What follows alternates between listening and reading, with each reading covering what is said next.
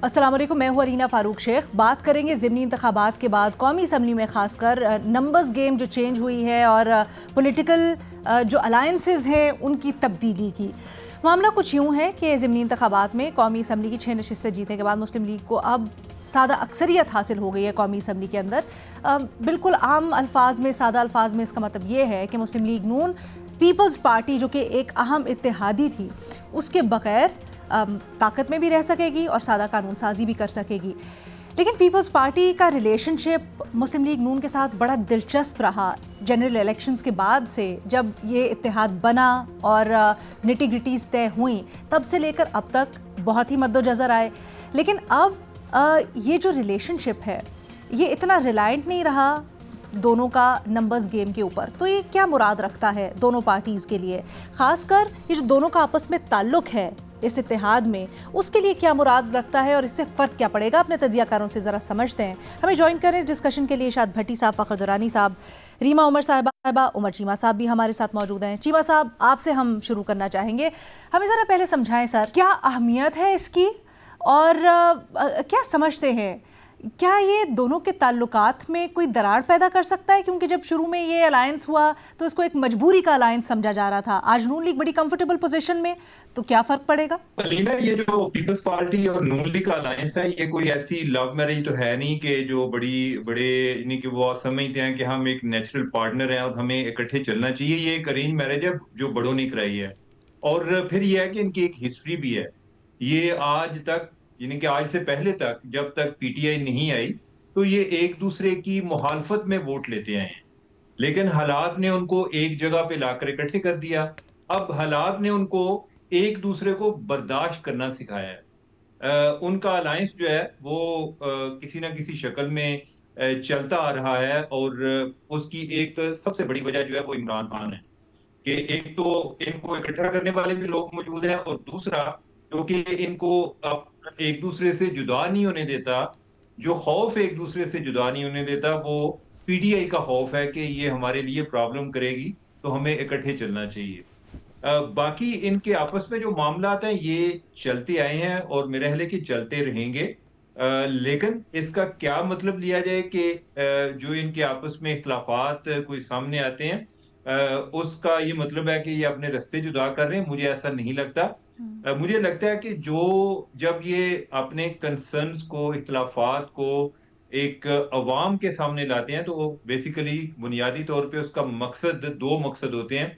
एक तो जो अपना पार्टनर होता है उससे कोई बातें मनवाना, उस पर एक प्रेशर बिल्ड करना, और दूसरा जो एक अपना वोटर है को ये रियलाइज कराना कि हमारी एक बड़ी एक इंडिपेंडेंट हैसियत है, और ये नहीं है कि हम उनके साथ, जिनके साथ हमारा एक दूसरे की हम सर्वाइवल और एग्जिस्टेंस की वजह बने हुए हैं कि एक दूसरे की जिद में, तो इसका ये मतलब नहीं है कि हमारी को मोहब्बत चल रही है, हमारे आपस में मसले चल रहे हैं, लेकिन कुछ वजूहात की बुनियाद पे हमें इकट्ठे ही चलना पड़ रहा है। क्या जो अभी वाला सीन बना है, जो जिसका जिक्र हो रहा है कि कोई नशिस्तें नून लीग को मिल गई हैं, तो उसके बाद नून लीग को पीटीआई, पीपल्स पार्टी की जरूरत नहीं है। मेरा ख्याल है कि पीपल्स पार्टी की जरूरत अभी भी है।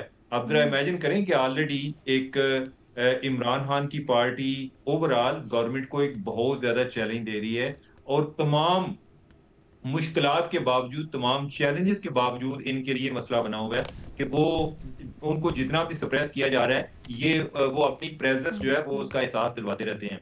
तो लिहाजा उसके लिए भी इनको इकट्ठे रहना जरूरी है। और फिर ये है कि जो इनके एक, जो इनसे बड़े हैं, इनके जिनकी वजह से इनकी पार्टनरशिप कायम है, वो भी ये नहीं चाहेंगे कि ये आपस में अलग हों। बाकी इसका जो नून लीग को सीटें मिली हैं, इससे कोई जमीनी हकायक अभी बहुत ज्यादा चेंज नहीं हुए। अभी सीटें उनको मिल गई हैं, लेकिन परसेप्शन अभी नहीं बदली। परसेप्शन जो है उसमें आज भी इमरान खान जो है वो एक पॉपुलर लीडर तस्वर किए जाते हैं। तो इसमें अभी उनको टाइम लगेगा परसेप्शन बदलते हुए। हो सकता है कि नेक्स्ट इलेक्शन तक बदल जाए या नेक्स्ट इलेक्शन के बाद बदल जाए। तो ओवरऑल जो जमीनी हकायक हैं वो इन दोनों की आपस में किसी तरह से जुदाई, यानी कि कोई भी जो अलग होगा तो वो यानी कि दोनों के लिए अच्छा नहीं होगा। तो मेरा नहीं ख्याल कि जो जिमनी इलेक्शन है उन्होंने उनको इतना कॉन्फिडेंस दे दी है کہ وہ کہیں کہ اچھا جی آپ کے ساتھ بہت اچھا ٹائم گزرا. پیپلز پارٹی والوں کو کہہ دیں, اور پیپلز پارٹی دیکھیں اوورال پورا ایک سسٹم کا حصہ بنی ہوئی ہے. جو آصف زرداری ہیں وہ صدر ہیں, تو علیحدگی کا تو مطلب یہ ہے کہ آپ پہلے آصف زرداری جو ہے ان کا ایک امپیچمنٹ لائیں گے, وہ لائیں گے تو ہو سکتا ہے کہ پیپلز پارٹی اور پی ٹی آئی والے آپس میں مل جائیں. تو یہ ایک مشکل کام ہے, کہنے کی حد تک اس کی ڈسکشن ضرور کی جا سکتی ہے, لیکن یہ اس کو عملی جمع پہنانا, اس جدائی کو, اس سیپریشن کو, وہ مجھے ایسا ہوتا ہوا نظر نہیں آ رہا. لیکن چیمہ صاحب اگر ہم جدائی یا علیحدگی تک نہ جائیں, ہم صرف اس چیز کے اوپر ذرا کنسنٹریٹ کریں یا دیکھیں کہ پہلے بھی ہلکی کچھ ہمیں سرساز سنائی دیتے تھے کہیں پی ایم ایل این اور پیپلز پارٹی کے درمیان ناچاکی کے, کیا اب وہ ایمپلیفائی ہو جائیں گے؟ کیا بھٹی صاحب سے بلکہ یہ سوال کرتے ہیں, بھٹی صاحب کیا سمجھتے ہیں, کیا پیپلز پارٹی انسیکیور ہو جائے گی ان کی حیثیت عددی اعتبار سے کم ہونے پر؟ میڈم شیخ, یہ جو مسلم لیگ کی نادر شاہکار عجوبہ کامیابیاں اور کامرانیاں ہیں, ان پر تو میں بعد میں بات کر لیتا ہوں, پہلے آپ کے سوال کا جواب دے دیتا ہوں. ابھی میں کل یا پرسوں کنور دلشاد صاحب کو سن رہا تھا, وہ کہہ رہے تھے کہ 28ویں آئینی ترمیم میں وہ سب کچھ ہوگا جو پیپلز پارٹی نہیں چاہتی, اور پیپلز پارٹی کے دن گنے جا چکے ہیں, گورنر پنجاب بدلیں گے, اور پتہ نہیں صدر زرداری کو پیغام دیا جا چکا ہے. اور میں یوسف رضا گیلانی صاحب کو بھی سن رہا تھا, وہ کہہ رہے تھے ہمارے ساتھ جو پاور شیئرنگ فارمولہ طے ہوا تھا اس کے مطابق اگست 2026 میں بلاول بھٹو نے وزیر اعظم بننا ہے. اب میڈم شیخ کیا ہوتا ہے کیا نہیں ہوتا, لیکن یہ پنجاب میں آپ پیپلز پارٹی کو کوئی سپیس نہیں ملے گی مسلم لیگ یا شہباز حکومت کا ان سے ڈپینڈنسی ختم ہونے پر. ہاں, آئینی ترمیم کے لیے ان کی ضرورت ہوگی, اور مجھے لگتا ہے کہ پیپلز پارٹی ہواؤں کی دوسرے رخ پر نہیں جائے گی, کیونکہ اسی تنخواہ پر گزارا کرے گی, کیونکہ خوف اس کو خوف بہت زیادہ ہوتا ہے جس کے پاس کھونے کو بہت کچھ ہو, اور پیپلز پارٹی کے پاس کھونے کو بہت کچھ ہے. اب آ جائیے نادر شاہکار عجوبہ کامیابیاں اور کامرانیاں مسلم لیگ کی.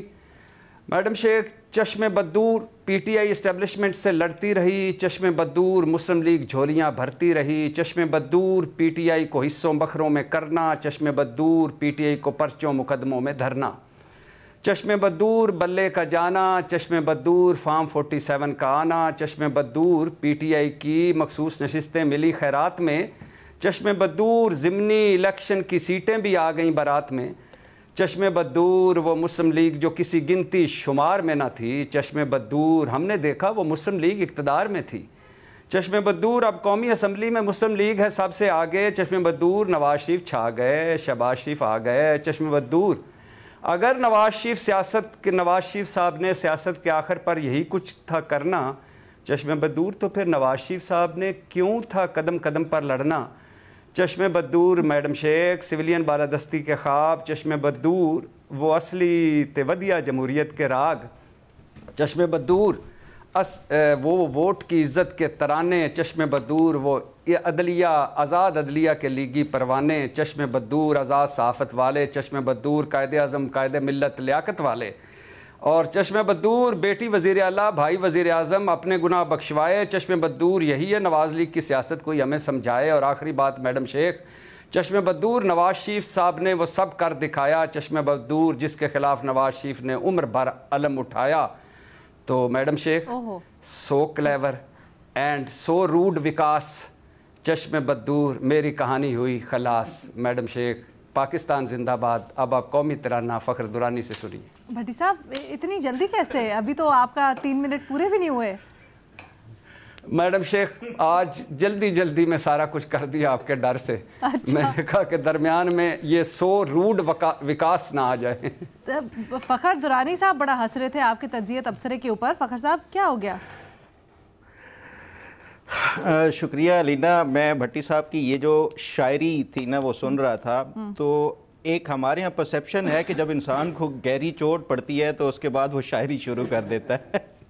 تو لگتا ہے یہ جو الیکشنز تھے اس کے بعد بھٹی صاحب کو جو ہے نا کوئی بہت ہی زیادہ گہرا صدمہ اور چوٹ پڑی ہے, جس کی وجہ سے انہوں نے یہ ردیف قافیہ ملا کے بڑی خوبصورت شاعری شروع کی ہے. یہ جمہوریت کا حصہ ہے. بہرحال جو آپ کے سوال کی طرف آتے ہیں کہ کیا یہ پیپلز پارٹی اور مسلم لیگ نون کی راہیں جدا ہو سکتی ہیں یا آپس میں اختلافات مستقبل میں بڑھ سکتے ہیں یا نہیں بڑھ سکتے. دیکھیں یہ جو پیپلز پارٹی ہو یا مسلم لیگ نون ہو، جو میں سمجھتا ہوں کہ یہ دونوں میچور سیاسی جماعتیں ہیں. مشکلات میں جو ہے یہ ایک دوسرے کا ساتھ بھی دیا ہے. ہم اگر دیکھیں 2014 کا دھرنا تھا، گو کہ ماضی میں ان کے آپس میں جو تلخ تجربات تھے اس سے انہوں نے کچھ سیکھا بھی ہے چارٹر آف ڈیموکریسی کے ذریعے، گو کہ اس کے اوپر بھی عمل درآمد مکمل طور پہ نہیں ہوا، لیکن اس کے باوجود بھی یہ جمہوریت کی بقا اور اس کے حوالے سے انہوں نے پچھلے 2 دہائیوں میں کافی کچھ جو ہے میں سمجھتا ہوں کہ یہ ایک دوسرے کا ساتھ دیا ہے. اور اب کے حوالے سے اگر بات کریں کہ جو موجودہ صورتحال ہے اس میں مسلم لیگ نون کو چاہے وہ قانون سازی ہو یا کسی حوالے سے پیپلز پارٹی کے اوپر وہ اس طرح ریلائنس نہیں کرنی پڑے گی جیسے پہلے تھی. لیکن اس کے باوجود بھی میں یہ سمجھتا ہوں کہ فی الحال جس طرح عمر چیمہ صاحب نے بات کی ہے نا کہ یہ جو ایک ارینج میرج ہے، اور ارینج میرج سب کو پتہ ہے کہ یہ اسٹیبلشمنٹ کا ہی ساتھ مل کے یہ جو موجودہ نظام ہے، چاہے وہ پیپلز پارٹی ہو، مسلم لیگ نون ہو اور اسٹیبلشمنٹ ہو، تینوں میجر سٹیک ہولڈرز ہیں، اور ان کا کامن جو ایک جو ٹارگٹ ہے یا جو کامن اینیمی سیاسی طور کے اوپر دیکھا جائے تو وہ عمران خان ہے. تو میرا نہیں خیال کہ یہ اس موجودہ نظام میں ابھی فی الحال کوئی راہیں جدا کرنے کا یا اس طرح کی کوئی سنجیدگی سے اختلافات سامنے آ سکتے ہیں جس کا یہ مسلم لیگ نون اب یہ نشستیں جیتنے کے بعد گو کہ مسلم لیگ نون کو اب کوئی بھی جو عام قانون سازی ہے اس کے لیے تو شاید ان کے مطلوبہ نمبرز ہیں، لیکن اگر یہ جس طرح سے باتیں ہوتی ہیں 28ویں آئینی ترمیم کے حوالے سے یا آگے بھی کوئی آئین سازی ہوگی تو اس کے لیے پیپلز پارٹی کی بہرحال ان کو ضرورت ہے. اور دوسرا اگر یہ دیکھا جائے کہ جو خاص طور پہ آگے سیٹ اپ آخر پہ یہ جو موجودہ ایک ٹینیور ہے اس میں جا کے کہیں یہ 1 سال 1.5 سال کا جب ٹینیور رہے گا تو اس ٹائم ہو سکتا ہے کہ یہ پیپلز پارٹی راہیں جدا کر لے، کیونکہ اس میں بھی بڑی اہم جو تعیناتیاں ہوتی ہیں اس کے لیے اپوزیشن لیڈر جو ہے وہ اس کا ضروری ہوتا ہے. تو فی الحال میں نہیں سمجھتا کہ خاص طور پہ یہ جو ابھی تو اس ٹینیور کو 1.5 سال ہوا ہے تو اتنی جلدی راہیں جدا ہوتے ہوئے نظر نہیں آ رہی. اور دوسری بات وہی بات کہ جو سٹیکس ہیں تینوں افریقین کے وہ کافی زیادہ ہائی ہیں. پیپلز پارٹی کا اگر دیکھیں سندھ میں حکومت ہے، بلوچستان میں حکومت ہے، اب آزاد کشمیر میں بھی ان کو حکومت مل گئی ہے انہی کی سپورٹ کی وجہ سے. تو ایسا نہیں ہے کہ پیپلز پارٹی جو ہے وہ یکدم راہیں جدا کر لے گی. یہ آپس میں بیان بازی اور یہ اس طرح کا تو چلتا جو اگر چلتا ہے تو یہ ایک جمہوری عمل کا حصہ ہے، اس سے زیادہ میں نہیں سمجھتا کہ یہ کچھ اس طرح کا کوئی ہوگا. اچھا 2 سوال ہیں، لیکن پہلے سر میں بھٹی صاحب سے ایک چیز پوچھوں. بھٹی صاحب کیا آپ یہ کہنا چاہ رہے ہیں کہ کہیں 28ویں یا جو ترمیم تھی ابھی 27ویں اس کے اندر NFC اور دیگر چیزوں پہ آبجیکٹ کرنے پر پیپلز پارٹی کو سزا دی گئی ہے یا ان کو ایک میسج دیا گیا ہے؟ میڈم شیخ سنا جا رہا ہے کہ 28ویں یعنی ترمیم میں NFC ایوارڈ ہوگا، 28ویں یعنی ترمیم میں صوبوں کی بات ہوگی، 28ویں یعنی ترمیم میں صحت اور تعلیم کی وزارت کے حوالے سے ہوگا، 28ویں یعنی ترمیم میں بہت کچھ ایسا ہوگا جو صوبوں کو دیا جا چکا ہے. اب ہو سکتا ہے ان میں سے کچھ چیزیں واپس لی جائیں کیونکہ یہ 26ویں یعنی ترمیم میں بھی نہیں ہو سکا، 27ویں میں بھی نہیں ہو سکا، یہ 28ویں میں ہونا ہے. تو اس میں ظاہر ہے پیپلز پارٹی کے بہت بظاہر تحفظات تو ہیں اور بظاہر وہ چاہتی ہے کہ یہ نہ ہو. تو اگر یہ ہونے جا رہا ہے، اگر یہ ہوگا تو ظاہر ہے پیپلز پارٹی کو پہلے سے بتانا پڑے گا پیپلز پارٹی اب کہ آپ نے اسی تنخواہ پہ کام کرنا ہے. اور یہ جو ایک بڑا خوبصورت جملہ بولا ہے فخر بھائی نے کہ جمہوریت کی خاطر یہ اکٹھے ہوئے، جمہوریت کی خاطر یہ لڑے، جمہوریت کی خاطر انہوں نے صلح کی. تو ہو سکتا ہے جمہوریت کی خاطر یہ پھر بھی مان جائیں اور جمہوریت کی خاطر یہ سندھ بچا لیں، جمہوریت کی خاطر صدارت اور گورنرشپ بچا لیں. سر ویسے جمہوریت کی خاطر تو پیپلز پارٹی نے PTI کو بھی آفر کی تھی لیکن وہ نہیں مانے. اچھا ایک چیز مجھے بتائیں، آپ نے بھی فخر نے بھی دوسری طرف انہوں نے بھی یہی کہا ہے کہ ہم جمہوریت کی خاطر ان کے ساتھ نہیں چلیں گے. تو جمہوریت ہی اس میں ساری جگہ آ رہی ہے. تو لیکن مجھے یاد آ رہا ہے میڈم شیخ کہ یہ ایک وقت تھا کہ جب ہم کبھی سوچ بھی نہیں سکتے تھے، تب عمران خان نے کہا تھا کہ دیکھ لینا جب میں ان کے مقابلے میں آؤں گا یہ اکٹھے ہو جائیں گے. اور جمہوریت کا نام استعمال کریں گے، یہ مل کر اپنے کیس ختم کریں گے، یہ جیل میں ڈالیں گے، میری پارٹی ختم کرنے کی کوشش کریں گے. تو وہی ہوا ہے جمہوریت کی خاطر یہ سارا کچھ جو کبھی سوچا بھی نہیں جا سکتا. ٹھیک ہے. اچھا لیکن مجھے یاد آ رہا ہے آپ نے بھی، فخر نے بھی کچھ عرصے پہلے یہ بات کہی تھی کہ ایسا ہو سکتا ہے، ایسا ماحول بن رہا ہے کہ پیپلز پارٹی اپوزیشن بینچز پر جا کر بیٹھ جائے. کیا اس کے بعد وہ ماحول بنتا ہوا نظر آ رہا ہے یا ایسا بھی کوئی امکان نہیں ہے؟ فخر یا آپ میں سے کوئی بھی جواب دینا چاہے. جی علینا، یہ بالکل جو ایک ان کی لانگ ٹرم پلان کا حصہ ہے اپوزیشن پہ پیپلز پارٹی بیٹھ کے، کیونکہ جتنی بھی اہم تعیناتیاں ہونی ہیں، چاہے وہ چیئرمین نیب ہو، الیکشن کمیشن ہو، دیگر جو بھی ہوں، اس میں لیڈر آف اپوزیشن کی بڑی اہمیت ہوتی ہے اور ان کی کنسنٹ بھی لازمی ہوتے ہیں، کنسلٹیشن لازمی ہوتی ہے. تو یہ لانگ ٹرم میں تو ہے. یہ جب بھی اہم تعیناتیاں ہوں گی اس سے پہلے جو بظاہر لگتا ہے کہ پیپلز پارٹی اپنی راہیں جدا کر لے گی، لیکن ابھی اٹس ٹو ارلی کہ 1.5 سال ابھی موجودہ نظام کو ہوا ہے اور ابھی سے یہ نہیں ہوگا. دوسری بات جو ایک بھٹی صاحب کر رہے تھے 28ویں آئینی ترمیم کے حوالے سے، اور اس میں 2-3 امپورٹنٹ جو چیزیں تبدیلیوں لانے کے حوالے سے، کہ NFC ایوارڈ ہے یا پھر نئے صوبے کے حوالے سے.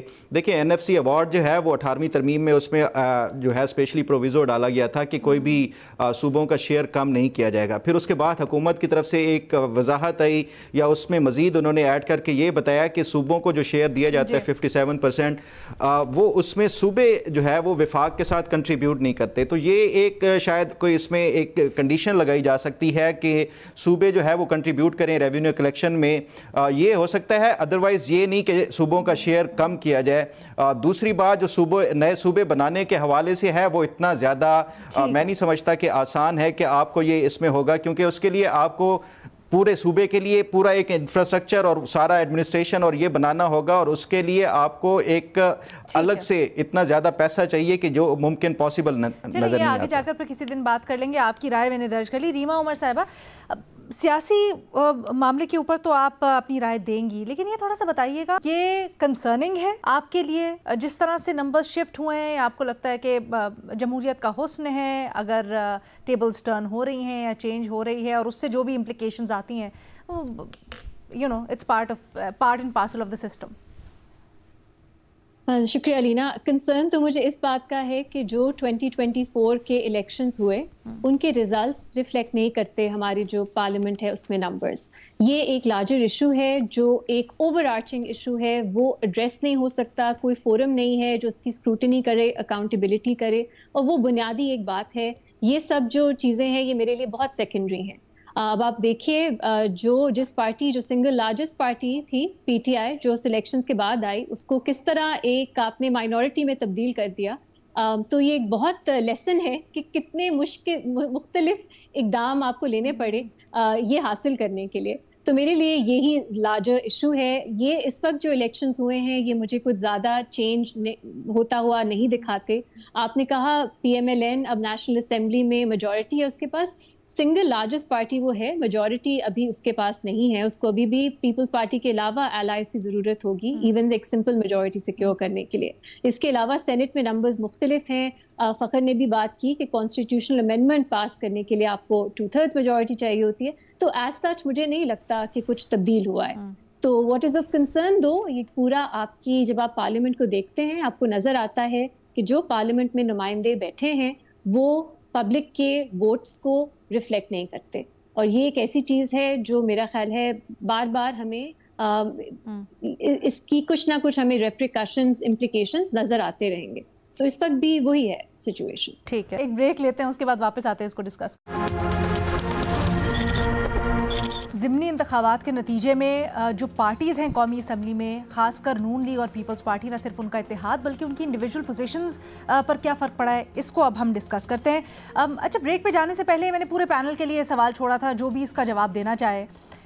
کیا نون لیگ کی طاقت میں بھی اضافہ ہوا ہے یا جس طرح ریما کہہ رہی تھی بریک پہ جانے سے پہلے کہ اتنا کیونکہ ان کو باقی اتحادیوں کی ضرورت بھی ہوگی، تو یہ نہیں کہا جا سکتا کہ بہت کمفرٹیبل پوزیشن میں ہے نون لیگ؟ میڈم شیخ، کس طرح کی آپ طاقت کی بات کر رہی ہیں؟ اگر تو آپ طاقت کی بات کر رہی ہیں اسمبلی کے اندر تو ظاہر ہے اس وقت عددی حیثیت میں ان کو طاقت ہے. لیکن اگر آپ طاقت کی بات کر رہی ہیں جو مہذب ملکوں میں ہوتی ہے، یا جمہوریت یا سویلین بالادستی کی طاقت ہوتی ہے یا اخلاقی طاقت ہوتی ہے، وہ تو بالکل نہیں ہے. اور اگر آپ طاقت کی بات کر رہی ہیں حلقوں کی واپس عوام میں, وہ بھی بالکل نہیں ہے. اگر آپ دونوں فریقین جو ہوں الیکشن میں جو لڑ رہے ہوں ان کو وہ گراؤنڈ جو ہے برابر کی ہو, یعنی دونوں کو ایک جیسا ماحول ہو, تو وہ طاقت بھی آپ دیکھ لیں. یعنی 8 فروری 2024 کا الیکشن کیا بتاتا ہے, اس سے بڑا میں نے زندگی میں کبھی کوئی نہیں دیکھا جب تک ہم نے ہوش سنبھالا ہے, کہ میاں محمد نواز شریف صاحب کی اپنی سیٹ مشکوک ہے. تو یعنی جو مسلم لیگ جن کے نام پر بنی ہے اور جو مسلم لیگ جن کے اشتہار چھپے تھے, میں اور آپ دونوں ٹرانسمیشن میں تھے, تو ہم وہ بڑے بڑے اشتہار آپ کے سامنے میں نے رکھے تھے ٹرانسمیشن میں کہ میں تو شاید سوتا رہا اور وزیر اعظم نواز شریف بن گئے, یہ دیکھ لیں چوتھی بار وزیر اعظم. تو وہ لگ رہا تھا کہ ووٹرز نہیں سو رہے تھے, شاید میں سوتا رہا, لیکن انہوں نے کہا کہ ایسی بات نہیں ہے. تو وہ الحمدللہ میاں محمد نواز شریف صاحب کی جس الیکشن میں سیٹ پہ ڈاؤٹس ہوں یا مشکوک ہو یا باتیں ہوں, میں آگے نہیں بات کرتا, باقی پوری دنیا کو پتہ ہے. تو وہ کیا عوامی طاقت کی آپ بات کر رہی ہیں, کتنی یعنی مسلم لیگ آج مجھے بتائیں عوام میں موجود ہے. مسلم لیگ وہ کچھ کر سکتی ہے جس کے اس نے ہمیں پچھلے 35 سال سے خواب دکھائے تھے. مسلم لیگ وہ کچھ کر رہی ہے جس کے انہوں نے ہمیں 35 سال سے خواب دکھائے تھے. مسلم لیگ وہ کچھ کرنا چاہتی ہے جس کے انہوں نے 35 سال خواب دکھائے تھے. اور اب یہ میڈم شیخ آپ اندازہ کریں کہ راجہ ریاض کا پتہ نہیں بیٹا جیتا ہے, رانا ثناء اللہ صاحب کا داماد جیتا ہے, اور طلال صاحب کا بھائی جیتا ہے, اور پتہ نہیں کس طرح جیتے ہیں. اس میں تو جمہوریت ہار گئی ہے. یہ تو بے رنگ مقابلہ تھا. یہ تو یعنی پارٹی نے پھر سے وہی کام کیا جو ساری عمر یہ کرتی آئی ہے. اچھا جی, ریما کچھ کہنا چاہ رہی ہیں؟ جی علینا, میں آپ سے پوچھنا چاہ رہی ہوں کہ آپ جو کہہ رہی ہیں کہ اسمبلی میں نمبرز بدلنے سے کیا کچھ تبدیل ہو جائے گا, مجھے کوئی سیناریو بتائیں جس میں یہ جو 6 سیٹس ملی ہیں اور یہ جو باقی الائز کے ساتھ مل کے پی ایم ایل این کیا کر سکتی ہے. سادہ قانون سازی, کوئی نہ کوئی قانون سازی, جیسے ہم نے پہلے دیکھا ایک وقت میں کہ الیکشنز ایکٹ پاس ہوا اور سادہ قانون سازی سے کہاں ادھر کی ادھر ساری انہوں نے چیزیں کر دی. پہلے پیپلز پارٹی کو منانا پڑتا تھا, بٹھانا پڑتا تھا, لیکن اب اس چیز کی ضرورت نہیں ہوگی. آپ کا خیال ہے کوئی ایسی چیز ہے جس میں پیپلز پارٹی اور نون لیگ کی ڈس ایگریمنٹ ہے جو سادہ اکثریت سے سینٹ میں بھی نمبرز پورے کر لیں گے؟ We never know. آج کل تو ایسے سرپرائزز مل رہے ہیں ریما کہ ہم خود, بلکہ آپ بھی اسی شو پہ ہوتی ہیں جب ہم ڈسکس کر رہے ہوتے ہیں کہ کیا ہو جاتا ہے, ایک دن کچھ سوچ رہے ہوتے ہیں اور ہم کہہ رہے ہوتے ہیں قانونی طور پر, اخلاقی طور پر یہ کیسے پاسبل ہے, اور نیکسٹ ڈے ایسی کوئی چیز آتی ہے جس کو جسٹیفائی کرنا یا سوچ و گمان میں بھی نہیں ہوتی. سو اگر میں تو اس چیز کو یا اس پاسبلٹی کو ایکسپلور کر رہی ہوں آپ لوگوں کے ساتھ کہ اگر یہ کیا گیا ہے, جیسے کہ سب اس وقت اس چیز کے اوپر کنسنسس شو کر رہے ہیں کہ نون لیگ کو اکثریت دلوائی گئی ہے یا نون لیگ کی اکثریت ہو گئی ہے. I don't agree with that. I mean, sorry, میری اس سے اگریمنٹ نہیں ہے کہ یہ سب کی 6 سیٹس ہیں, اس میں ریگنگ ہوئی, اب پی ٹی آئی نے بوائیکاٹ کیا, اس سے نون لیگ کو فائدہ ہوا. مجھے نہیں لگتا کہ یہ اتنا ایک کیلکولیٹڈ چیز ہے کہ آپ نے 6 سیٹس پیپلز پارٹی کو جتوائی ہیں نون لیگ کو تاکہ انہیں سادہ اکثریت ملے. I mean, یہ تھوڑا سا مجھے فار فیچ لگتا ہے. الیکشنز پہ سوالات ضرور ہیں. اس سے پہلے میرا خیال ہے اوور آل اگر آپ بات کریں یہ 6 سیٹس مطلب بائی الیکشن کی ضرورت ہی کیوں پڑی, جس ججمنٹ کی وجہ سے پی ٹی آئی کے لیڈرز ہیں جن کو ڈسکوالیفائی کیا گیا کنوکشن کے بعد, وہ ایک پوری ایک پی ٹی آئی کے خلاف نظر آتا ہے کہ ان کی اپنے نمبرز کم کرنے ہیں پارلیمنٹ میں. لیکن یہ بالکل کیلکولیٹڈ طرح سے 6 سیٹس جو ہیں نون لیگ کو جتوائی گئی ہیں, یہ مجھے تھوڑا سا فار فیچ لگتا ہے. اور دوسرا میرا بھی سوال وہیں کا وہی ہے, possibilities of course no one can جج, لیکن مجھے نہیں لگتا کہ باقی الائز کے ساتھ مل کے سادہ اکثریت سے بہت کوئی آپ سگنیفیکنٹ چینج لا سکیں گے اس وقت. معمولی قانون سازی ہو سکتی ہے, لیکن آپ کو پھر بہت, اگر آپ پیپلز پارٹی کے جینوئنلی خلاف جا کے آرڈنری لیجسلیشن بھی کر رہے ہیں تو پھر یہ ایک آپ کا اوور آل ایک سیٹ اپ کو دھچکا اس سے لگ سکتا ہے. لیکن میرا نہیں خیال یہ صرف نمبرز کی بات ہے, پھر میرا خیال ہے پیچھے جو اس کی سوچ ہے, لاجک ہے, وہ کچھ اور ہے, اور نمبرز اسے چینج نہیں کرے گا. کوئی اس کے اوپر کامنٹ کرنا چاہے؟ علینا, میں سمجھتا ہوں میرے خیال ہے کہ جتنا آج ہم ایک مفروضے پر بات کر رہے ہیں نا کہ یہ ہو سکتا ہے وہ ہو سکتا ہے, اگر ہماری گورنمنٹ جو ہے وہ پاکستان کے حوالے سے یا اس کے فیوچر کے بارے میں سوچے کہ ہمیں کیا کیا چیلنجز ہیں, ہمیں کیا تیاری کرنی چاہیے, تو شاید پاکستان بھی ایک بالکل ڈیفرنٹ سچویشن میں ہو اور ہماری سیاست جو ہے وہ بھی ایسی نہ ہو کہ جس میں ہم پھنسے ہوئے ہیں. بٹی صاحب بھی جو بات کر رہے تھے اپنی جگہ پر درست ہے, جو اوور آل ہماری جو سیاست ہے اس کا بھی ایک ٹرائل ہو رہا ہے، جمہوریت بھی ایک اس ٹائم ٹرائل پر ہے، لیکن اس کا یہ مطلب نہیں ہے کہ جو نون لیگ ہے اور پیپلز پارٹی میں بہت زیادہ حامیہ ہے، اس میں کوئی شک نہیں، لیکن اس کا قطعاً مطلب نہیں ہے کہ اس کا سلوشن جو ہے وہ پی ٹی آئی کی شکل میں موجود ہے۔ انفارچونیٹلی ہمارے حالات جو ہے نا، سب کو سیکھنے کی ضرورت ہے، لیکن ہر ایک جو ہے وہ اپنے علاوہ دوسروں کو سکھانے میں مصروف ہے، اور ہم جو ہے کہ آج ایک بے یقینی کے کیفیت میں بیٹھے ہوئے ہیں کہ ہو سکتا ہے کہ کل ان کی بھی لڑائی ہو جائے۔ سر، ہم نے سلوشن کو پی ٹی آئی سے نتھی کیوں کر دیا ہے؟ سلوشن تو یہ ہے نا کہ عوام کی رائے کا احترام کیا جائے، تو وہ جو بھی ہو، وہ پی ٹی آئی ہے، نون لیگ ہے، پیپلز پارٹی ہے۔ نہیں، بات یہ ہو رہی تھی نا، پہلے بھٹی صاحب بھی بات کر رہے تھے اس پہ، تو جو الیکشن کی بات ہو رہی ہے، میرا خیال ہے بھٹی صاحب اس طرف اشارہ کر رہے تھے کہ عمومی سوچ یہ ہے، یا پی ٹی آئی کیونکہ ان دونوں پارٹیز کی اپوزیشن میں ہوتی ہے تو یہ کہا جاتا ہے کہ اگر فری اینڈ فیئر الیکشنز ہوئے اور کھل کر ووٹ پڑا تو پی ٹی آئی کو پڑے گا، اور اگر ایسا ہے تو پھر اس میں قباحت کیا ہے؟ نہیں دیکھیں، ابھی یعنی میرے لیے اگر آپ میری جگہ ترجمانی کریں تو میں تو بڑی خوبصورت باتیں کرتا ہوں۔ پنجاب کی حد تک ہم نے اگر یہ بات تسلیم بھی کر لی، بھٹی صاحب خود سے کچھ کہنا چاہ رہے ہیں جی، لیکن کیا ہوگا، کے پی میں یہ سیٹ ہار گئے ہیں، ادھر تو کوئی ایسی کوئی دھاندلی کا کوئی یہ تو نہیں ہو رہا تھا کہ پری پول ریگنگ، کہ ادھر جا کے کوئی ڈیولپمنٹ پروجیکٹس جو ہے وہ کوئی باقی کوئی گورنمنٹ تو ان کی اپنی تھی کے پی میں، تو لہٰذا میرے خیال ہے کہ ان کو بھی اس چیز پر بھی سوچنے کی ضرورت ہے۔ اگر باقی سیٹیں جو ہے وہ سندھ میں ہوتی تو سندھ میں ہو سکتا ہے پیپلز پارٹی جیت رہی ہوتی، کراچی میں ہوتی ہو سکتا ہے کہ ایم کیو ایم کو 2-3 مل جاتی، تو اب پنجاب میں ہے تو پنجاب میں نون لیگ کی گورنمنٹ ہے، انہی کے پاس جانی تھی۔ لیکن اصل جو چیلنج ہے وہ یا سوال ہے وہ یہ ہے کہ کے پی کی سیٹ جو ہے وہ پی ٹی آئی سے کیسے نکل گئی۔ سر، آپ کا اس کے اوپر انالیسس کیا، بڑی بریفلی بتا دیجیے گا۔ میں نے جو بات کی نا کہ اوورآل ہماری ڈیموکریسی اور پولیٹکس جو ہے وہ ایک بڑے بحرانی کیفیت میں ہے، پی ٹی آئی کا بھی یہ پرابلم ہے، ادھر بھی بڑی بے یقینی والی کیفیت ہے کہ انہیں خود نہیں پتا کہ انہیں کیا کرنا ہے۔ ہری پور کے ریزلٹ کے اوپر سر آپ کو شکوک و شبہات ہیں یا نہیں ہیں جو کے پی میں ہوئے؟ جی سر، نہیں، میں تو یہ اس پہ یہی تو سوال اٹھا رہا ہوں کہ اگر ہم پنجاب کا مان لیا کہ جی پنجاب میں ان کی گورنمنٹ تھی، کے پی میں کیا ہوگا، یعنی کہ یہ سوال ہے کہ جو ابھی تک جس کا جواب نہیں ہے۔ اسی سوال کا جواب ہم آپ لوگوں سے جاننے کی کوشش کریں۔ آپ بھٹی صاحب معذرت فخر، بھٹی صاحب کچھ ایڈ کرنا چاہ رہے تھے، پھر آپ کے پاس آتی ہوں، لیٹس جسٹ وائنڈ اٹ اپ، بڑا جاگ ہو رہا ہے۔ سر بھٹی صاحب ویسے کل بتا چکے ہیں، لیکن چلے آئی ول گیو ہم ٹائم ایز ویل۔ بھٹی صاحب کچھ اور بھی ایڈ کرنا چاہ رہے تھے؟ جی، پہلا میں عمر چیمہ صاحب کا جواب دیتا ہوں۔ مجھے لگتا ہے، میرا خیال ہے کہ یہ جو عمر ایوب صاحب کی اہلیہ ہے وہ جیت گئی تھی، یعنی وہ جو ویڈیو وائرل ہوئی جس میں فارم 45 کے تحت کتنے ووٹ پڑے اور باقی ان کو کتنے ووٹ پڑے اور کہاں تک کتنی لیڈ تھی، تو مجھے تو ایسا لگتا ہے واللہ عالم بالصواب آخر پہ یعنی دھاندلی کا لگا۔ آج پی ٹی آئی ساری کہہ رہی تھی کہ ہماری جیتی ہوئی سیٹ وہ ہم سے چھین لی گئی۔ دوسرا میں جو بات اصل کرنا چاہ رہا تھا کہ جو آپ نے چیمہ صاحب کو میرا ٹرانسلیٹ کر کے اردو میں بتایا، یقین کریں پہلی مرتبہ مجھے پتہ چلا میں کتنا خوبصورت بولتا ہوں۔ شکریہ میڈم شیخ۔ اچھا سر، آپ خود بتا دیں اگر آپ اپنی زبان سے بتانا چاہتے ہیں اپنے الفاظ تو۔ میں تو نہیں، میں اتنا سافٹ بھی میں یعنی میرا جو سافٹ ہے، میں جب کبھی کبھی میری جگہ پہ آپ مجھے ٹرانسلیٹ کر دیا کریں۔ چیمہ صاحب لاجواب ہو گئے تھے کہ اس میں سے میں کروں کیا اور کہاں جاؤں اور کس کا جواب دوں۔ ٹھیک ہے، فخر صاحب۔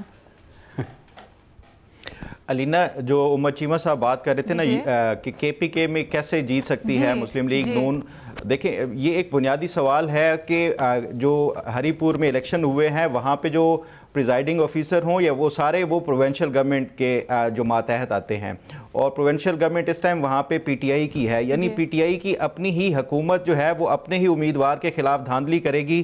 یہ تو ایک ایسا سوال ہے جو میرا خیال ہے کہ یہ شاید پی ٹی آئی ہی اس کا جواب دے سکتی ہے۔ دوسری بات یہ کہ یہ جو دھاندلی والا بڑا آسان ہوتا ہے کہ یہ اس کو لگا دینا۔ 2000 وہی میں پھر کل والی اگزامپل دوں گا کہ 2021 میں نوشہرہ ان کا سب سے بڑا گڑھ سمجھا جاتا تھا، وہ اس لیے کہ وہاں پہ پرویز خٹک صاحب ایک ٹرم وہاں پہ چیف منسٹر رہے، پھر دوسری ٹرم میں جب یہ وہ ڈیفنس منسٹر تھے وہاں پہ ان کے اپنے شہر کی جو سیٹ تھی پی ٹی آئی ہار گئی تھی، اور بھی دیگر خیبر پختونخوا کے اندر۔ تو ایسا نہیں ہے کہ یہ دھاندلی کا نتیجہ ہوتا ہے، جو ضمنی انتخابات میں بڑا فیکٹر ہوتا ہے، خاص طور پہ کہ جو انکمبنٹ گورنمنٹ ہے وہ کس کی ہے۔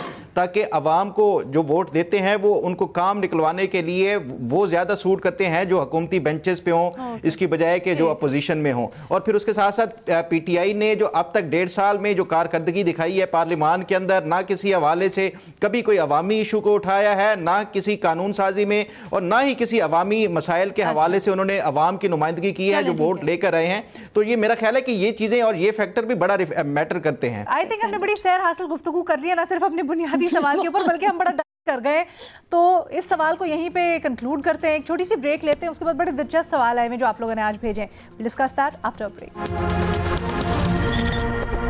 Welcome back. یوٹیوب پہ بھیجے گئے سوالات تجزیہ کاروں کے سامنے رکھتے ہیں. بھٹی صاحب، پوچھا جا رہا ہے سہیل آفریدی انتخابی ضابطہ اخلاق کی خلاف ورزی کیس میں الیکشن کمیشن کے سامنے پیش ہوئے. کیس میں وکیل نے الیکشن کمیشن پر جانبداری کے الزامات لگائے. کیا یہ کیس خیبر پختونخوا میں حکومت کے لیے مشکلات پیدا کر سکتا ہے؟ جی میڈم شیخ، اب جو آئین سازی اور قانون سازی ہوئی ہے اس کے مطابق الیکشن کمیشن صاحب بہادر کسی کو بھی نااہل کر سکتا ہے، کسی بھی ممبر کو. اور اس سے پہلے البتہ سپریم کورٹ اور ہائی کورٹ کے فیصلے تھے کہ الیکشن کمیشن کسی ممبر کو نااہل نہیں کر سکتا، یہ کام عدالت کا ہے. لیکن اب الیکشن کمیشن کر سکتا ہے، اور اگر حکومت چاہے تو وہ مشکلات پیدا کر سکتی ہیں سہیل آفریدی صاحب کے لیے. سہیل آفریدی صاحب کے کچھ جملے ایسے تھے کہ جو انہیں نہیں کہنے چاہیے تھے، لیکن کوئی اتنا بڑا بھی نہیں تھا کہ ایک ظاہر انتخابی جلسہ یا ایک پی ٹی آئی کا جلسہ جس سے وہ خطاب کر رہے تھے اور اس میں کہ اس بلا لیا جاتا، یا باقی جیسے کسی کو 50,000 جرمانہ کیا ہے لیگی، کسی لیگی کو بلا لیا، کسی لیگی کو نوٹس دے دیا. تو ادھر بھی ایسا ہو جانا چاہیے تھا، انفارچونیٹلی نہیں ہوا. لیکن اصل میں بات یہ ہے میڈم شیخ کہ حکومت اگر چاہے گی اور تو کہ خیبر پختونخوا کے لیے کوئی بھی کچھ بھی مشکلات پیدا کر سکتی ہے. حکومت اگر چاہے گی تو یا اگر اس کا دل ہوگا تو سہیل آفریدی صاحب کو نائل بھی کر سکتی ہے. ٹھیک ہے، تھینک یو بھٹی صاحب. فخر صاحب، پوچھا جا رہا ہے بھارتی وزیر دفاع کے سندھ کے حوالے سے توسیع پسندانہ بیان کو پاکستان نے سخت الفاظ میں مسترد کیا ہے. سوال یہ ہے کہ پاکستان کو بھارت کے اشتعال انگیز بیانات سے نمٹنے کے لیے کیا حکمت عملی اپنانی چاہیے؟ بہت شکریہ.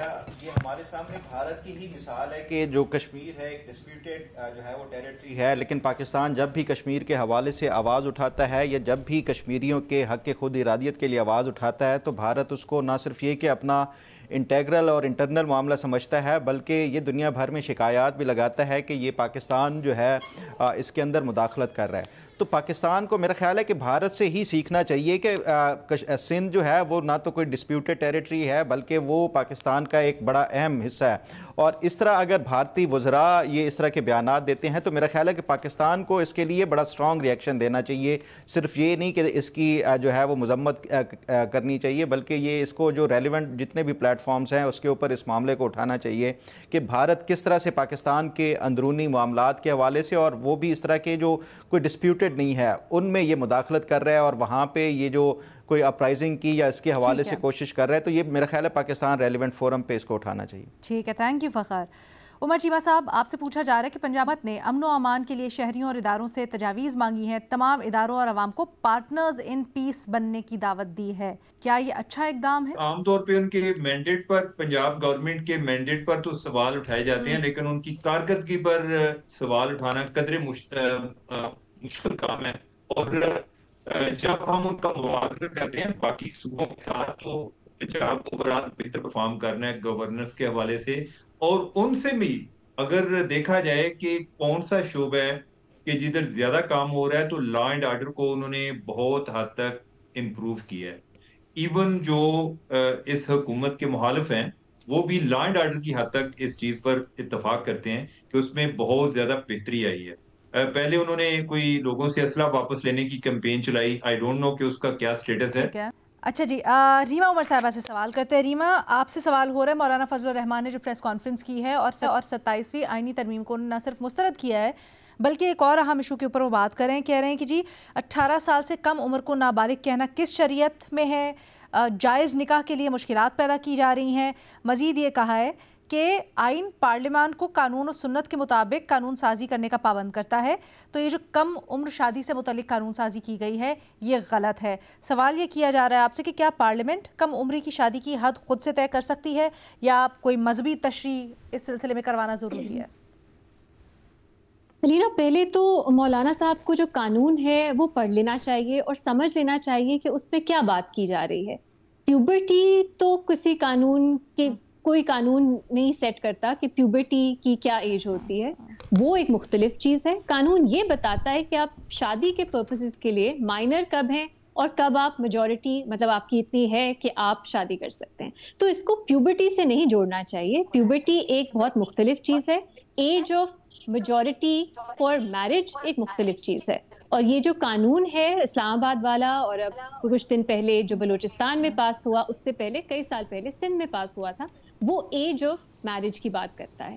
اور میرا نہیں خیال کہ اسلام میں کہیں بھی قرآن میں سنہ میں یہ کہا گیا ہے کہ کوئی ریاست جو ہے وہ فکس نہیں کر سکتی کہ کیا ہوگی شادی کی کم سے کم عمر، کیونکہ یہ ایک ویلفیئر کا معاملہ ہے، ایک یہ پبلک ہیلتھ کا معاملہ ہے، بچیوں کی ہیلتھ کا معاملہ ہے، ایک اوور آل ایک ایسا ایشو ہے جو ریاست کو اس میں انٹروین کرنے کی ضرورت ہے تاکہ جو مسائل ہیں بہت سے جو کم عمر کی شادیوں سے جڑے ہیں ان کو ریزالو کیا جائے۔ تو یہ سمپل سی چیز ہے، اس کو یہ بتانا کہ پیوبرٹی ڈٹرمن کر دی ہے ریاست نے، ایسی بالکل بات نہیں ہے۔ اور پیوبرٹی کو صرف شادی سے جوڑنا یہ بھی غلط بات ہے۔ شادی صرف جنسی ریلیشنز کا نام نہیں ہوتا، شادی میں اور بھی بہت سی چیزیں ہیں جو ایک کپل کو ایک فیملی سٹارٹ کرنے کے لیے، ایک نئی زندگی سٹارٹ کرنے کے لیے چاہیے ہوتا ہے، اور اس میں صرف جنسی تعلقات اس کا ایک حصہ ہے۔ مجھے افسوس ہوتا ہے کہ جب بھی ہم کچھ ریلیجس جو ہمارے طبقے ہیں ان کی طرف سے کرٹیک سنتے ہیں ان قوانین کی، وہ شادی کو ریڈیوس کر دیتے ہیں کہ وہ ایک ایسا انسٹرومنٹ ہے، بس صرف وہ جنسی تعلقات اس میں ہوتے ہیں۔ ایسی بات نہیں ہے، اور میرا خیال ہے بالکل درست فیصلہ ہے کہ شادی کی آپ ایک ایج سیٹ کریں۔ آگے جو انہوں نے بات کی اس میں دیکھیں ایک کنفیوژن ہے، اور وہ ہماری ججمنٹس میں بھی آپ کو نظر آتی ہے جو اس طرح کے قوانین پاس ہوتے ہیں کہ اس کو ان پریکٹس کیا کیا جائے۔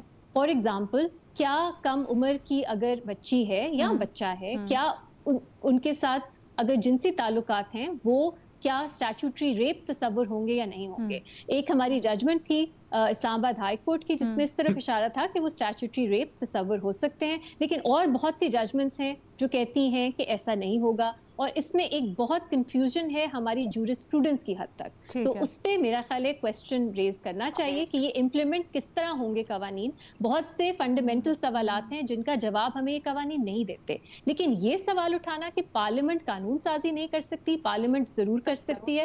ہماری پارلیمنٹ کا نام ہے مجلس شورا، وہ پابند نہیں ہے کہ وہ کسی کاؤنسل آف اسلامک ایڈیالوجی یا کسی اور اس طرح کی کاؤنسل سے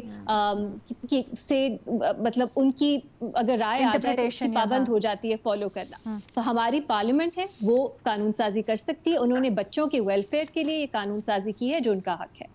ٹھیک ہے، گو کہ ایک حصہ آپ نے اس کا بتا دیا جو مولانا نے آگے کہا کہ زنا تصور ہوگا اگر کم عمر بچی یا بچہ اس کی شادی ہوتی ہے۔